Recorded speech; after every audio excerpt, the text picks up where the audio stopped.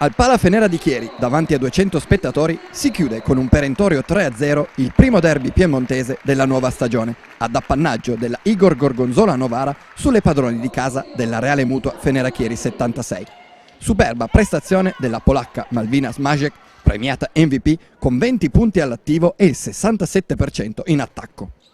Nel primo set, dopo un avvio giocato punto a punto, è Novara a prendere distanze al primo mini parziale, che si chiude sul punteggio di 5-8.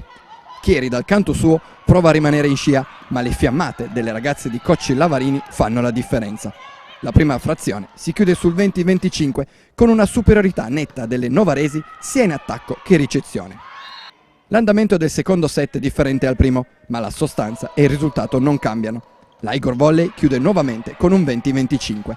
Più fallose le ospiti rispetto al primo parziale e meno attente in fase di ricezione.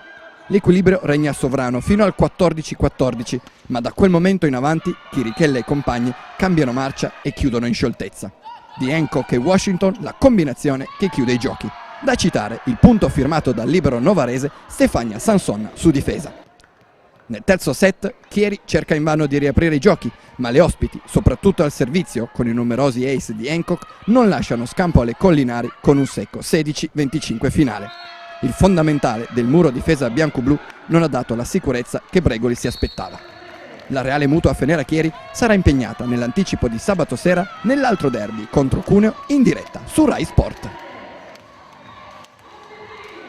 Sì, comunque questo MVP devo dire che era per tutta la squadra, perché penso che abbiamo giocato molto bene da inizio, abbiamo qualche momenti difficili, però diciamo che dopo questi 5 mesi senza pallavolo è una nuova squadra, sempre ancora difficile per noi e possiamo vedere che abbiamo qualche momenti non è giusti, però spero che partita dopo partita iniziamo a giocare meglio.